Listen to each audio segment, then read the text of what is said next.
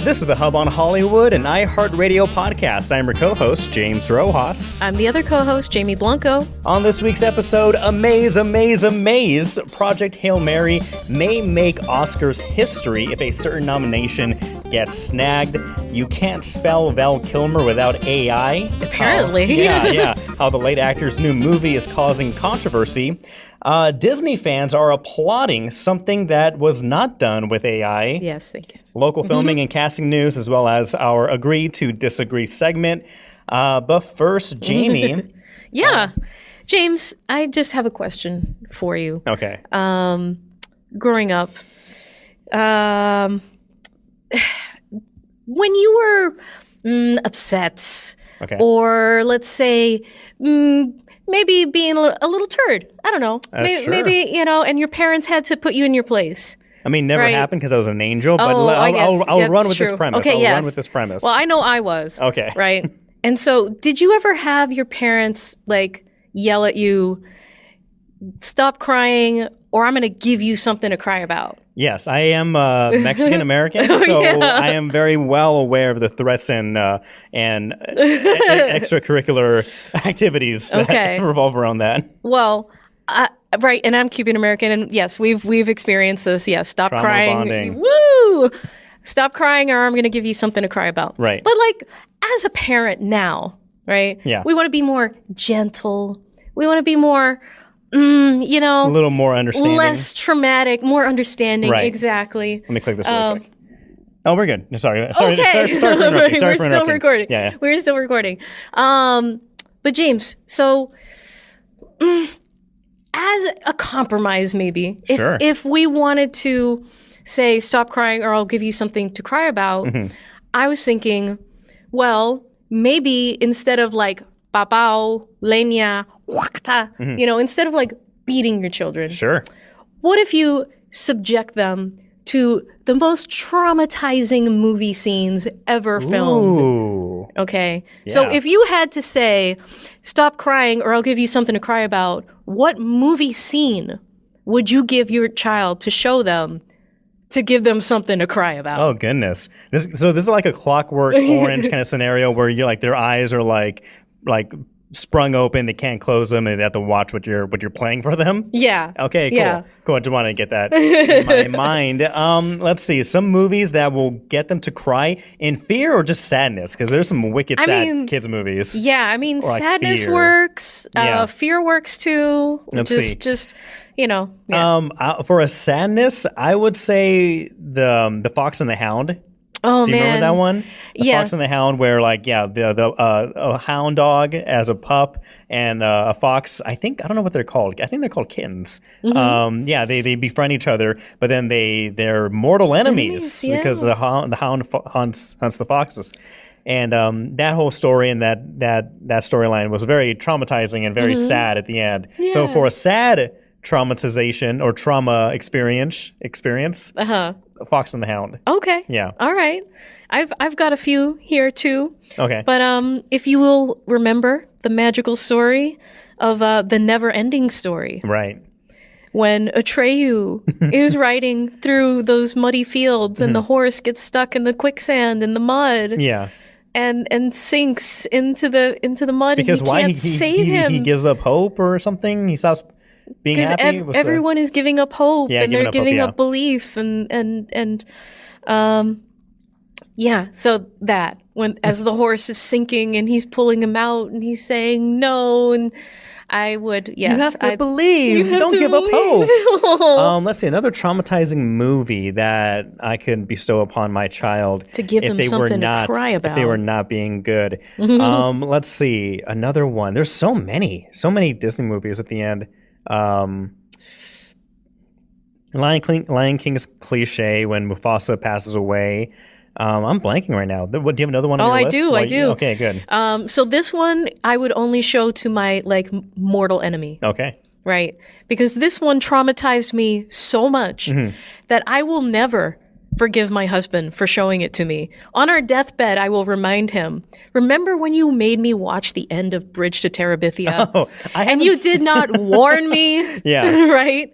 about the ending to Yeah. Bridge to Terabithia. I did not read the book. I didn't read the book either. I haven't seen the movie, but through meme and pop culture, Yeah. I know what happens. Yes. Yeah. Yeah. So when he's crying, spoilers if you haven't seen Bridge to Terabithia, and his best friend, the little girl, dies, and the little boy is crying, and he's desperately asking his cold-hearted father, like, is she in hell? Is she going to heaven? God. Is she going to hell? And the father finally breaks down and is- has this emotional connection with his son, like, no, of course. And da-da-da-da.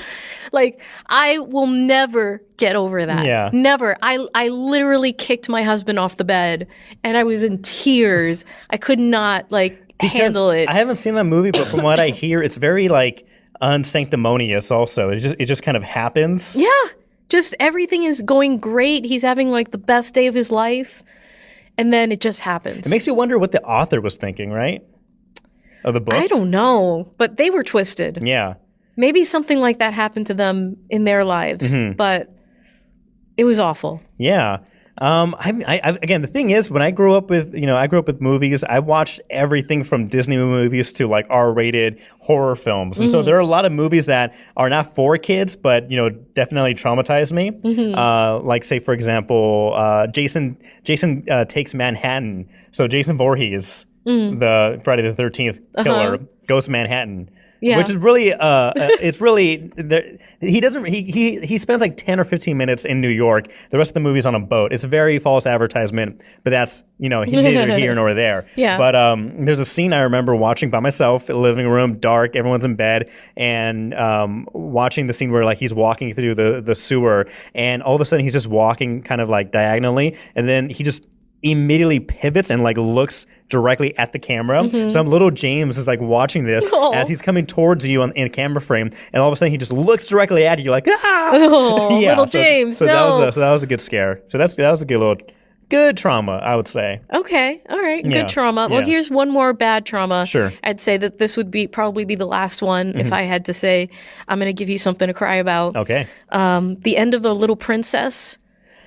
Yeah, Have you ever what is seen that? What is that movie about? I feel like So it's about a little girl whose father goes off to fight in the war, and they're pretty well off. He leaves her at like a boarding school. Oh, you did show me a scene, right? Yeah, and then there's like a little black girl who lives in the attic and is like the slave there. Like they make her do everything, and she befriends her. And the staff is very cold and mean. The other girls they love her because she loves telling stories and she's very imaginative. And her father disappears. Right, he's presumed dead in the war. Yeah. And as a result, she no longer has money.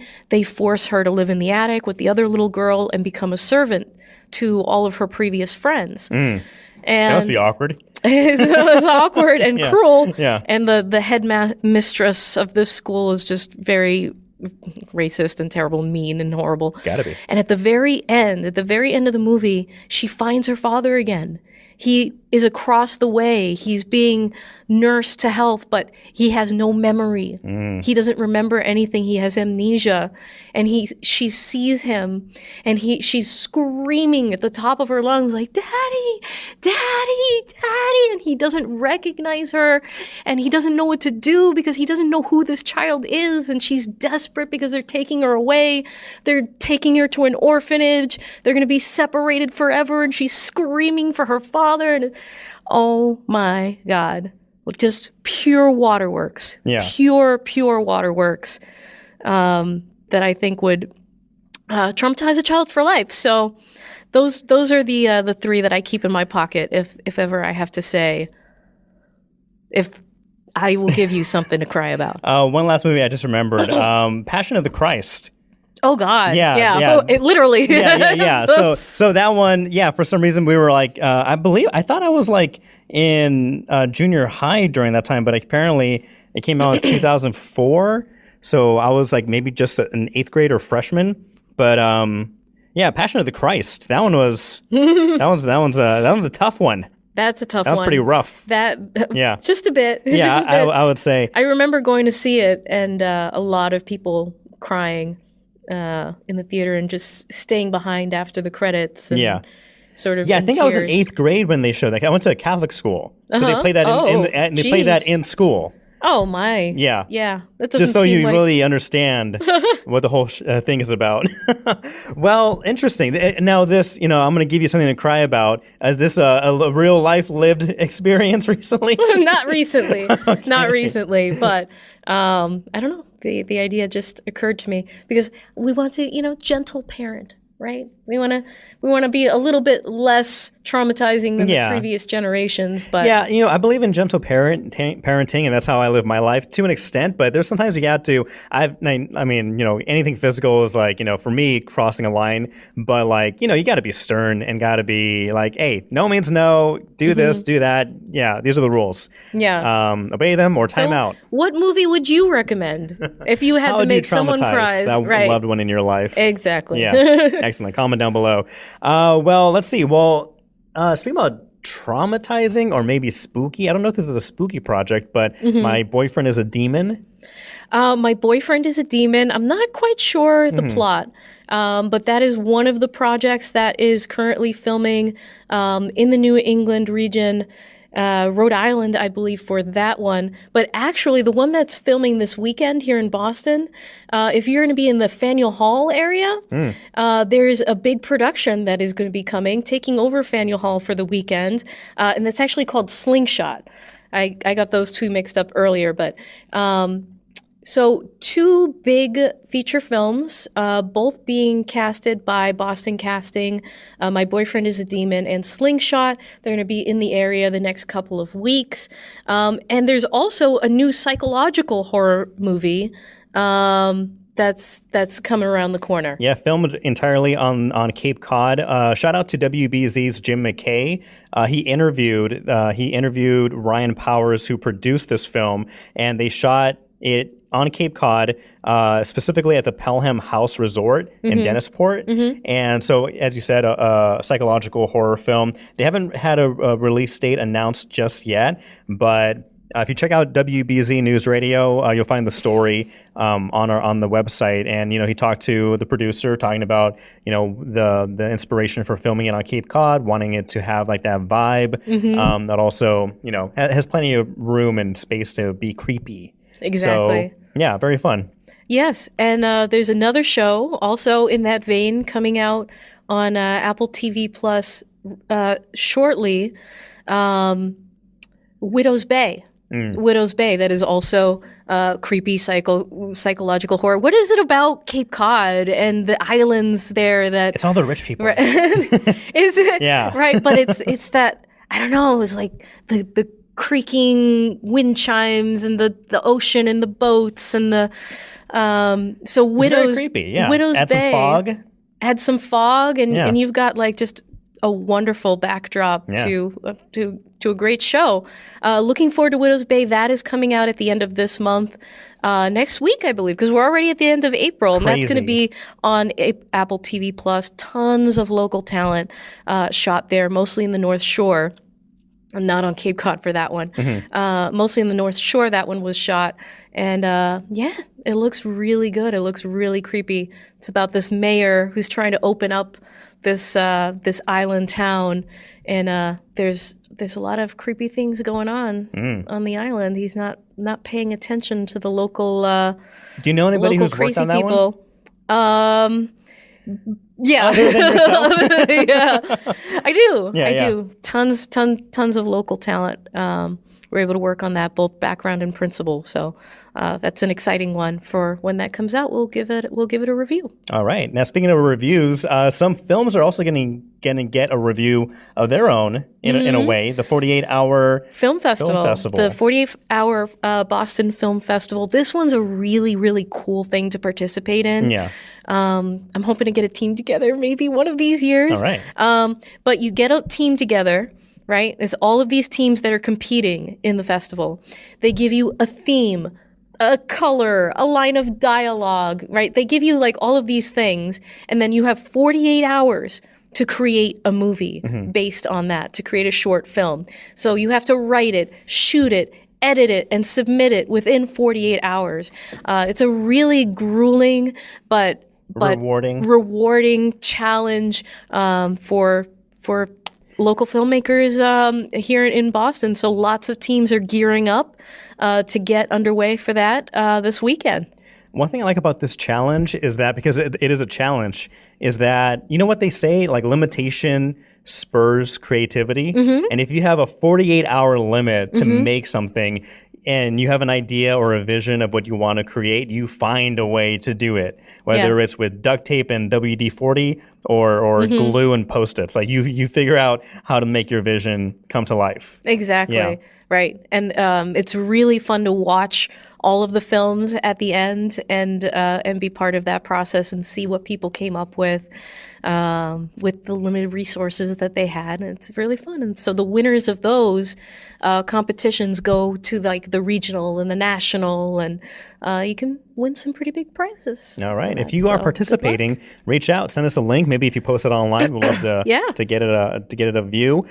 Speaking of watching things come to life, I'm very excited about a Mr. James Ortiz. Oh, is it just because his name is James? Yes, and he has fantastic hair. Yeah. Unlike myself. But James Ortiz, you may know him as the actor and puppeteer who also voiced Rocky in the smash hit Project Hail Mary. Might have heard of it. Yeah. So it turns out he will be eligible for next year's Oscars. And this is a big deal because if he were to be nominated, it would make him the first puppeteer recognized as a Best Supporting Actor. That's incredible. Yeah. And when you think about non-traditional roles getting recognized, it's very few and far between. Yeah. I mean, was Yoda ever nominated for an Oscar? Frank Oz? I don't think so, but maybe this will turn the tide, because I guess, what you would normally be nominated for as a puppeteer would be for, I don't know, technical skills or things along those lines. But as an actor, not really. One thing I love about this story is that James Ortiz was never meant to be the voice of Rocky. He's a puppeteer. That's his profession, and it was him with a team of other people making Rocky come to life. But it was during the filming that he just kind of took it upon himself to be the voice or be the face for Rocky, be the face for Ryan Gosling to react to and bounce off of this back and forth. And he ended up being the voice for him. And without that kind of on-set improvisation or spur-of-the-moment decision to kind of throw yourself in there to help Ryan Gosling and his acting and his performance, now we got a great character with a great voice, great characteristics, and now he is eligible for an Oscar. Yeah. Apparently, I guess he wouldn't be eligible for a Golden Globe. I don't know why. It just says under the current rules, he will not be eligible for a Golden Globe nomination. But BAFTA previously considered similar voice performances, like Eddie Murphy in Shrek for Donkey. So I think it's really cool. Whether he wins an Oscar, I think he just needs to win an award for his amazing hair. Have you seen his hair? I have. It's beautiful, luscious, and like pepper, salt and pepper, and it kind of looks like a rock. It looks like a rock and like an entire wave. And so, James Ortiz, please, at the very least, give this man a nomination, because without this and his performance, the movie could have not had landed or had the same impact that it did. Not had as much heart. Right. And I think that having Rocky have that sort of a regular voice, right, and having it brought the audience closer to his heart. And they didn't really do a lot of machinations or manipulations to his voice. No. So it's really unique to see that kind of a performance, both a voice and puppeteer in one. And I want to see more of it, because I love practical effects, and I think the practicality of it is what made this movie touch so many people. Like it brought you so close, right? And it's not going to be coming to streaming for a while. They are extending the release, the cinematic release. So all good things. Only good things have come from that film. So very happy about it. Well, the opposite of practical and heart is the heart and soul of our next topic, and that's soulless. Because it's soulless, literally. AI-generated Val Kilmer is being featured in a new movie. So did you happen to check out the trailer? I did not have a Jamie. chance to. I'm sorry. No worries. But yeah, so the trailer came out this past week, starring Mr. Val Kilmer in a new movie called As Deep as the Grave, ironically. Yeah. Yeah. Thing is, as you may remember, Val Kilmer died a year ago before production and any of this work started. So, if you weren't paying attention a minute ago, you're wondering, how did this happen? AI. So, Val Kilmer, his children gave the approval, gave the thumbs Permission. up, permission for the studio that's making this film to completely generate their father, right? Not only his physical features but also his voice as well, right? For this film. Also starring Tom Felton, who played Draco Malfoy in the Harry Potter films. And so this is, of course, is creating a lot of controversy, you can say. Yeah. So, I would say. Of course, people say that, this just sets a bad precedent for the filming industry because now an actor, in this case, who has passed away, had no contribution in this film, no voiceover, no acting, no even like scanning in place or what have you. None of that. But he is in this film.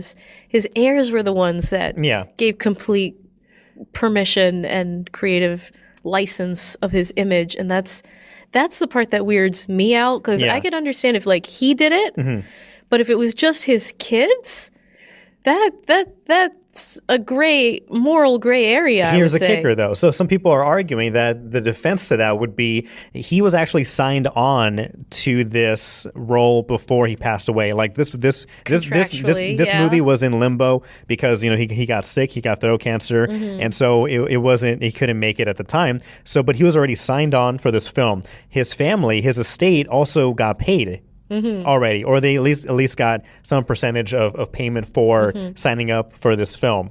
Right. That obviously never happened. And so they say, well, you know what? This would have been his last film if he had acted, and why not? Well, I would say maybe the only reason I might be okay with this is because kind of knowing Val Kilmer, and you remember there was a big documentary about him, and he was a trickster, and he was, very full of life, and I think that he would be interested in things like this, and I don't know. I feel like he would have approved it, right? Yeah. He would have been gun-ho. He would have been like, yeah, sure, just make me do stuff. And he was kind of a, I don't know, weird, a cool person. I don't know. He'd be up for it, I guess. Maybe.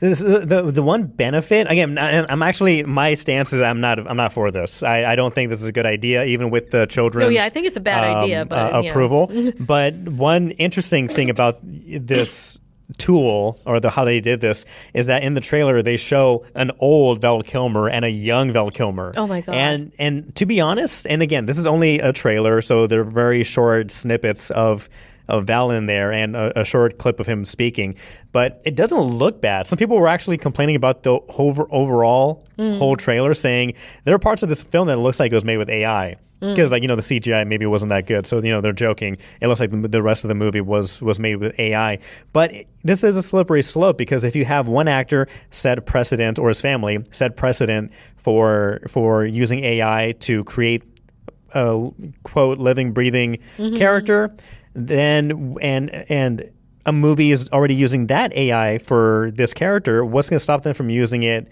in the rest of the film, or maybe another movie down the road? Right. Yeah. Right. And that's where the whole SAG-AFTRA rules and contracts and things, that's sort of what they've been fighting for, to make sure that there are very stringent rules around usage and reusage and who owns the rights and all of that. So super important work that needs to continue being done as they open up this AI frontier. But it feels not great. Yeah. It does not feel great to me, because it's not him. Right. It's not him in any way, like you said. It's just a computer amalgamation of what it might have been. And are they using another actor's performance to overlay, and then overlaying Val Kilmer's face? Or is it completely computer generated? From what I understand, it's completely generated. From my understanding, that makes it worse. That's as far as what's been released so far, information wise. But I yeah, don't know not a big fan of it. But release date has not been set out just yet. The filmmakers are seeking a distribution deal following the CinemaCon buzz. But they are hoping to release it sometime late this year. Literally soulless. Yeah. His soul is gone. Yeah. It is not on this mortal coil. It has shuffled off. It is not here. So, no. Yeah. No. Let us know what you think. Comment down below. Do you think AI Val Kilmer or AI any actor is okay? Again, I think this is opening a Pandora's box for a lot of questions and bad decisions made down the road. But maybe something that AI has done correctly, perhaps, maybe. You would think. You would think, but okay, you tell me. Okay. So one thing that people thought was AI generated, but it turns out it was not. Oh. So Disney Animation, they're reimagining famous Disney songs from Disney movies. So, for example, Encanto, Frozen 2, and Moana 2. So what they are doing is they are actually using real life people who know American Sign Language, ASL, and using their acting and movement to reimagine what they're calling reimagine the songs and the sequences. So the characters who are singing like Moana or Anna or who was the other one? So we don't talk about Bruno's song for Encanto. All the characters are doing sign language. And so you have that. So they animated it. So and it looks just like it looks like the movies themselves. It's to celebrate National Deaf History Month. And again, as I mentioned, people were concerned with the AI, but they released videos showing humans actually recreating what the characters in the movie did, and then seeing how they would sign during some things. Like, for example, in Frozen 2, there's a scene where Anna is like climbing through a mountain through snow and a mountaintop and whatnot, and she has a backpack or like a satchel. And there are moments where like she's holding onto the satchel while she's singing and doing her thing. In the reimagined version, she has a satchel on, but she's not touching it at all because her hands are being used to sign and describe what she's doing and singing. And so subtle changes like that, but they're very smooth and very well done. Okay. So, and again, not AI done. So this was done with actual humans. Well, that's good to know. Behind the sign language. That's good to know. Yeah. But we're talking about reimagining music and things like that. James, that sort of brings me to my first agree to disagree, or rather the only one I have today. Sure, me too. Okay, to my agree to disagree. So the movie Michael's coming out. Yes. And this is after Rocket Man and Are you the other my one. idea? And like, oh my God, wait, do we have the same idea? I think so. We again or similar ideas. Well, I was just going to say, stop. We don't need to make a musical movie for every great singer that's ever been out there. Okay. Because, come on, man. Come on. Do we have to... Really? I know that it worked, right? The Elton John movie was really great, and it made a lot of money. And I Want to Dance with Somebody, which was filmed here. Yeah. That's great. That's fine. But do we have to do all of them? Do we have to do every great singer that ever existed? Jamie, I agree with you. Easy cash grab. I agree with you because my take was Hollywood needs to stop making biopics specifically about singers and performers. Oh my God! Gentle. For those listening, I injured my left hand. We didn't even coordinate this. No. Yeah. So we have the same idea. Okay. So this was spurred exactly because of Michael. Yeah. And there are many reasons why I believe that we just Hollywood needs to stop with the musical or any real biopic. Is it called biopic or biopic? I call it biopic. I call it in biopic. my head, But I call it biopic biography too. pick. I'm like, yeah. So that's what I've heard biopic before. I'm like, those people are wrong. They sound wrong and dumb. But what else is wrong and dumb is a lot of movies that are trying to tell a person's life story in 2 hours, and it's impossible to do. So not only is it a feat that is hardly ever realized or accomplished, but it's also these movies are often made with people who knew the performer or whoever the character is, or the person that they're making the movie about, family members, loved ones. And so when they have direct input and influence on how the movie is made, some of their more negative controversies kind of get watered down or wiped away, whitewashed, or just entirely ignored. And so that's one thing that many people have been talking about in the new Michael Jackson biopic, is that they don't even touch on the child sexual, assault allegations. Yes, and that feels so icky. Yeah. That's one of the number one reason I really don't want to go see it, for sure. And then you're glamorizing this person who had such extreme controversies around them. Is it worth it? Right. And who is capitalizing on the music? Who paid for the music? Who's making the money off the movie? Like, it's icky. It's icky. It's icky. Yeah. So people are slamming the Michael movie, calling it a sanitized slam. Completely omitting the 1993 sexual abuse allegations. Many argue it feels like a sparkling white glove PR project produced by the estate rather than a true biopic. And this is true with other movies like Bohemian Rhapsody. They kind of really washed over or didn't really address like the promiscuity of Freddie Mercury. Freddie Mercury, and not in a bad way, but just kind of talking about the reality of like of why and how he ended up contracting HIV and AIDS and died, and maybe some drug use. They kind of like neglected all that stuff and kind of just focused on playing literally the hits. Blonde, the Marilyn Monroe movie starring Ana de Armas, people described it as misogynistic torture. PORN, as that as well. The Blind Side is one of the most egregious. Not biopics. musical, but not a musical, but overall, performer. I include that under the singer/performer. I guess athlete. And so in the Blind Side, Michael Oher, I think that's how you pronounce the last name.